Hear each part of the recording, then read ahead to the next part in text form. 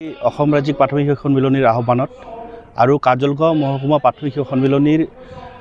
উদ্যোগত আমি বিশেষ শৈক্ষিক অভিৱৰ্তন আমি ইয়াতে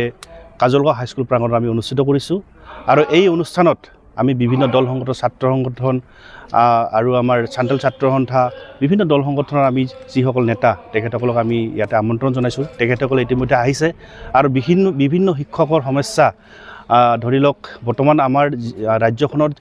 প্ৰাথমিক বিদ্যালয়বিলাক আজি মুৰব্বীবিহীনভাৱে চলি আছে। আজি 2023 চনৰ 2 আগষ্টতে আজি অসম চৰকাৰে কেবিনেটৰ সিদ্ধান্ত লৈছিল যে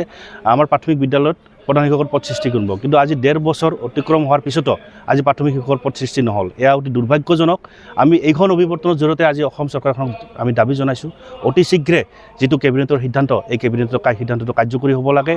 আৰু আমাৰ শিক্ষকসকলক আমি বিভিন্ন সময়ত আমাক অনাশৈক্ষিক কামত আমাক ব্যৱহাৰ কৰে যে আমি পাঠদানৰ পৰিৱৰ্তে আমি অনাশৈক্ষিক কামত আমি নিয়োজিত হৈ থাকিব লাগে। আমাক ডাটা অপাৰেটৰ বনাই বিভিন্ন সময়ত আমি ডাটা দিব লগা হয়, আমি পাঠদান আমি ভালকৈ আমি কৰিবলৈ নাপাওঁ, যাৰ ফলত আমাৰ যথেষ্ট ছাত্ৰ ছাত্ৰীৰ শৈক্ষিক দিশত ক্ষতি হৈছে বুলি আমি অনুভৱ কৰোঁ। গতিকে এই ক্ষেত্ৰত চৰকাৰে গুৰুত্ব দিব লাগে। লগতে আমাৰ স্নাতক শিক্ষকসকলৰ 17 মাহ 8,700 টকাৰ গ্ৰেড পে স্নাতক শিক্ষকৰ গ্ৰেড পে তেখেতসকলে দিছিল আমাক, কিন্তু বিভিন্ন অজুহাতত এনামলি কমিটিত দহাই দি তেখেতসকলে এই 4,800 টকা গ্ৰেড পে হাৰাচ কৰি 7,400লৈ পৰিণত কৰিলে। গতিকে আমি অসম ৰাজ্যিক প্ৰাথমিক শিক্ষক সন্মিলনী বিভিন্ন সময়ত চৰকাৰৰ লগত আলাপ আলোচনাৰ জৰিয়তে আমাৰ যিখিনি প্ৰাথমিক শিক্ষকৰ সমস্যা এই সমস্যাসমূহ সমাধান কৰাৰ কাৰণে আমি দাবী জনাইছোঁ আৰু যে এই অভিৱৰ্তনৰ জৰিয়তে আজি অসমৰ মাননীয় মুখ্যমন্ত্ৰী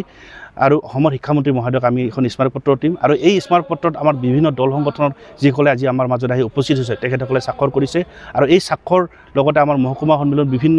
আমাৰ শিক্ষকসকলৰ উপস্থিতি স্বাক্ষৰ দি পেলাই আজি অসমৰ মুখ্যমন্ত্ৰী মহোদয়ক আজি আমাৰ যিখিনি দাবী আছে এই দাবীসমূহ পূৰণ কৰাৰ কাৰণে এখন মেমৰেণ্ডাম আমি প্ৰদান কৰিম।